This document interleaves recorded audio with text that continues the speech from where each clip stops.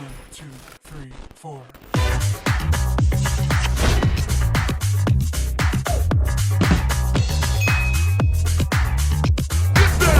Hello, and welcome to another episode of Quick Drag. I'm Adrian Ross, and today we are looking at episode 4 of Canada's Drag Race with our brand new drag artist co-host from Halifax, Nova Scotia. It's Brooke Rivers. Hey, Brooke, how are you doing? I'm good. How are you? I'm so good. Thank you so much for being our co-host this week. Let's get right into it. The episode starts with the girls coming back into the workroom after Anastasia's departure, and they find that there's no message on the mirror. I get it. She just wanted to walk out and be like, this is my time. But it's a slap in the face at the same time. I thought it made for an interesting plot point because in my head, if I were to walk into that workroom and see nothing on the mirror, I'd be like, she's still here. Is she hiding somewhere? Where's she gonna be? Yeah. Is she still in the competition? Or is she mad at us? There's some issues that are unresolved. Where's this going kind of thing? What you saying, girl? What you say? Exactly. She said so much without saying anything at all on the mirror. And then they go and sit down and talk about the previous week, and the Toronto Queens kind of get into it again, and Rita's not having any of it. Oh, absolutely. It's not Toronto's Drag Race. They're so strong, these Toronto girls, and they work so hard, but to see them pick at each other is just it's gonna crumble. Something's gonna crumble at the end. Ooh, yes. And Tainomi was shook being in the bottom 2 for a second time in a row. So we see an unseen clip from the runway the previous episode where Brooke basically tells her, listen, bitch, step it up. We need to see what you can do because we know you're an incredible and talented and amazing queen.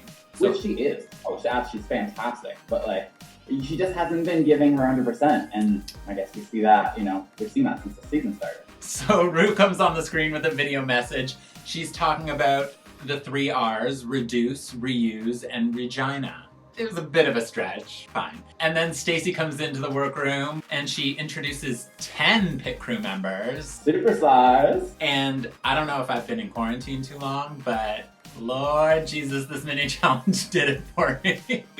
They were some beautiful individuals there, I'm gonna tell you that right now. They were. And the mini challenge is a memory test where they get the numbered pit crew to drop their drawers and see what's underneath and try and match up. I feel like I could do really well at that. My husband and I were sitting back and watching the show, and I think I could get those numbers real quick. Mm-hmm. However, if I'm stuck in isolation for a long time and I don't get to see my husband, I might be just in for a good show. Jimbo and Tainomi seem to do a really good job. Of course, it's hard to tell with the editing, but it turns out that Jimbo does win the mini challenge. For the maxi challenge, they are to create an iconic fashion line out of garbage. The pit crew comes out with 3 recycling bins. One is full of plastic, one is full of paper, and one is full of metal. Jimbo has to decide for the maxi challenge what group gets what item.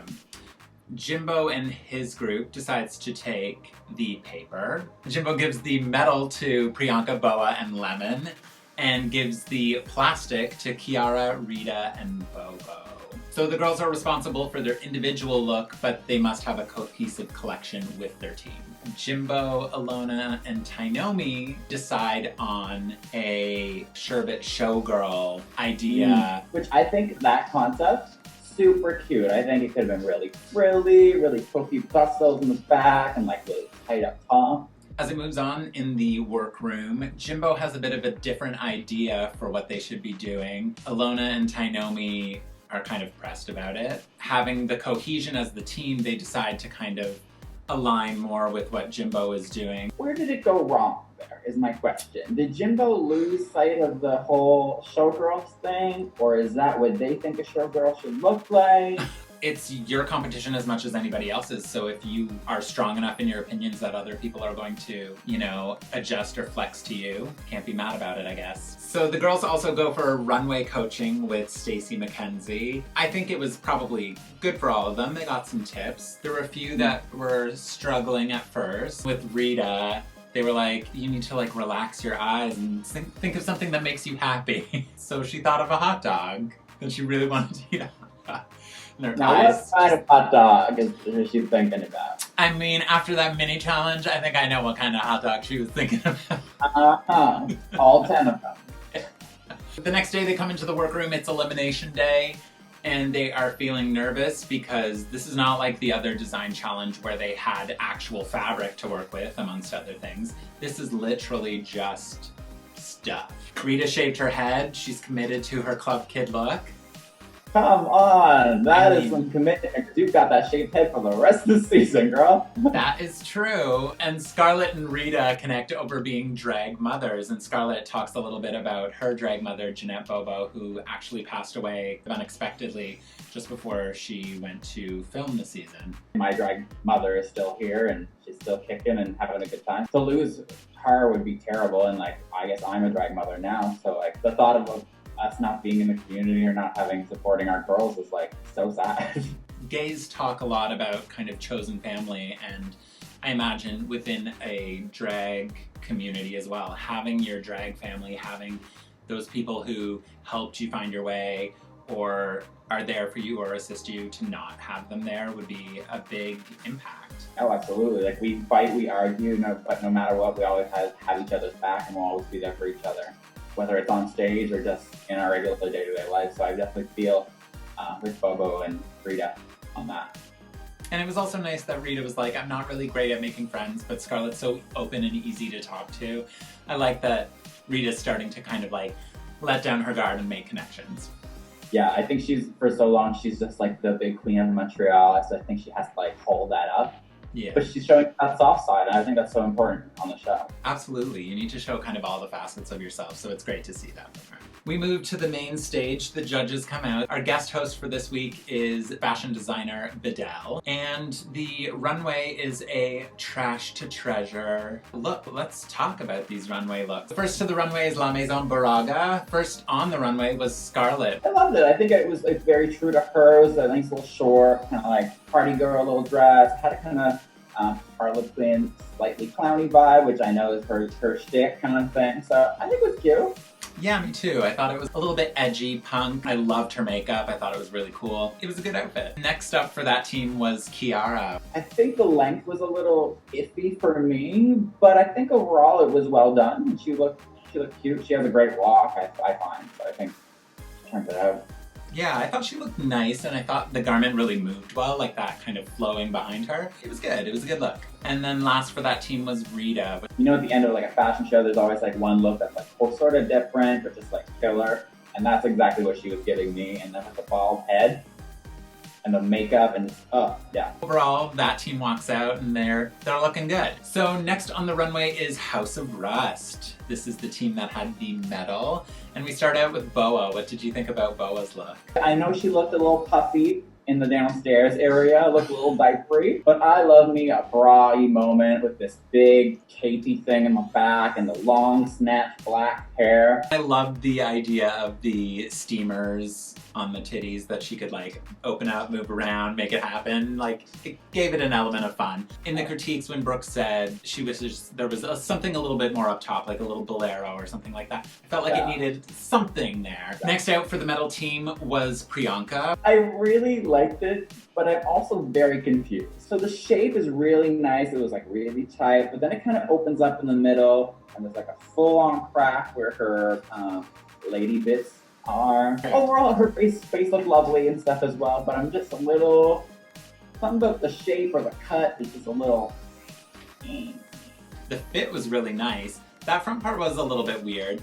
I kind of loved the umbrella part. And then the last on the runway for the House of Rust was Lemon. I loved it, honestly. It was just really fun, flowy, some really nice crisscross and stuff. It almost looked like she was like, you know, very red carpety kind of thing. Overall, I think it was good, but I do agree with the critiques about she should have had a little bit of silver in hers, and the other girl should have had a little bit of that coppery, rosy gold color in theirs, because that's where the disconnect was. I thought it was quite beautiful. Obviously, it was something that you could make look like a textile, which was great. The one thing I didn't like about it was that I didn't really feel like she had much of a shape at all. But other than that, I thought it was really beautiful. So as they get into the critiques, they announce first that the plastic team has won, and that the winner is Rita Baga. Do you feel like she should have won this challenge? Oh, absolutely. I think she committed to the look. Like, she shaved her head. Everything that was going on here looked fantastic, honestly. So I think she turned it out. Their team definitely deserved to win. And if someone from that team was to win, Rita's the person. Rita Baga is the winner, and that is 2 wins for her in 4 episodes, and both wins were on the design challenges. They move on to the critiques of the other 2 teams, starting with the House of Rust, the Metal Girls. For Boa, they said it lacked some elegance, and they liked the personality, but they want to see just a straight, clean, beautiful runway without gags. I know she can do it. Just will she bring it in time? I think she will try, especially next week, to give that, but time will tell. For Pre, they thought it was very kind of couture and fashion-y, because it was a little bit weird and a little bit different. With Lemon, they said it doesn't look like unconventional materials at all. It looks like she created fabric, but they want to see her bring it a little bit more on the runway. They were lacking something in the performance aspect of the runway. And they wanted more group cohesiveness, which we spoke about. Yeah. Which like, if they would have had that cohesiveness, I think they maybe could have won the whole challenge. And I think that's why the other group got it versus them. The next up was the critiques of the paper team. They started with Alona. They started out nice. They said they loved the femininity that they were able to convey with the breastplate that they constructed. But they then go on to say that it looks like a costume. She looked like a costume. Let's be real. It looked like she went to the Halloween store or Party City, and her and Tainomi just got matching with pink and blue costume. I thought they were cool. They looked nice. They did a good job of what they did. But it still looked like a costume, unfortunately. If you can't make it look fashiony, then it's probably theater-y, which means it's a costume. And when they're critiquing Tainomi, she gets very emotional. Brooke asks what's going on with her. Tainomi says that she's in her head and she hasn't been able to kind of shake it or get out of it. And then they talk about Jimbo's look, and they say that it's very impressive. She obviously thought about everything. She had things on her shoes. She was doing it from head to toe. But they did not love her makeup. A little harsh. But I get it. It should have been one full look. If you didn't have enough time to paint your arms and hands, maybe that's not the look you should be doing. In general, they like Jimbo's look. The girls go backstage to untuck, and it pops off. Spicy. Canada. Alona is pissed. She comes in throwing her hat. She comes sitting down. She's popping off. She's telling everybody not to talk. She doesn't want to hear it. She's pissed. Jimbo in the confessionals was like, yeah, Tainomi and Alona look like party favors. These are the people on your team. I mean, I think at the end of the day, Jimbo's just looking out for themselves, really, which, this isn't RuPaul's best friend race. But, it got heated real quick between the two of them. Yeah, Alona didn't want any of Jimbo, but Jimbo was like, why do you get to make the rules? I don't want any of you either. But that doesn't end it, because then they start talking about Tainomi. It was hard to watch her just so emotional about it. Yeah, I think it's just been so many weeks in a row that she's been in that bottom 5 that for a while it really affects you. And I think that's where she was at. She's literally at the breaking point. The Toronto girls in the back start to get emotional for Tainomi as well, because they also have seen her as an amazing performer, and now to see her so down, it's affecting not just Tainomi, but the other girls seem quite affected by it as well. Alona says she wanted to rep for the trans and non-binary community, and now all she's representing for is dumpster divers. And that breaks the tension for a moment. They actually laugh. They have a moment. Thank goodness, because the entire rest of the time in the back, it seemed like judges were high. So the girls go back out onto the stage for decisions, and Lemon is safe. Priyanka is safe. Jimbo is safe. Boa is safe, and the 2 that are up for elimination are Alona and Tainomi. And things start to unravel again for Alona. She was on an emotional roller coaster this whole episode. One more time. She thought she wasn't going to do it. She didn't think she could do it. Yeah, she was saying that she didn't want to go against a friend, and she's overwhelmed, and she's wanting to give up. And it takes quite a bit of coaxing from Tainomi saying, perform, girl, perform. The other queens cheering her on. The judges panel, multiple people on the judges panel being like, Girl, you gotta pull it together. You gotta lip sync, girl. This is what we do 90% of the time. So like, come to do it. Come show what you can do. Yeah. She needed that push, like real hard. Ooh, she did. But Ilona finally pulls it together and decides she's gonna lip sync. And the song is announced, and it is Avril Lavigne's Girlfriend. A little Canadian content for us here. What a classic little bop they decided to choose. Come on, Avril. Girlfriend's probably the best, like, woo number that you can give something to Girlfriend, and they did. What did you think about the lip sync? I thought they were like very close, both girls. I honestly like didn't know where it could have been going, honestly. Yeah, they were both really delivering on the lip sync. They were working hard, and it was a great lip sync. It was very evenly matched, I thought. As it turns out, Ilona gets the Shantae You Stay, and for Tainomi, unfortunately, it is Sashay Away. Tainomi in the workroom says, no one's gonna dim Tainomi Banks' light, and I think that's true. Maybe this competition wasn't the ideal format for her, but she's an incredible performer. She's an amazing talent. She's well known in Canada and now known even better. She came to the competition, she played, but she'll still be amazing without it. The nice thing about her being in this competition was that it gave her a worldwide platform. And now when she goes out and slays it the way that I know that she can, when she's able to tour and do all that kind of thing, I feel like people are going to see even more how incredible she is. Well, that brings us to the end of episode 4 and this episode of Quick Drag. But be sure to come back on Wednesday when we have a profile and performance from the amazing Brooke Rivers. Thanks so much for watching Quick Drag. If you enjoyed what you saw, hit the subscribe button over there. Click on our social media links in the description below. And be sure to come back on Wednesday for a profile and performance from Brooke Rivers.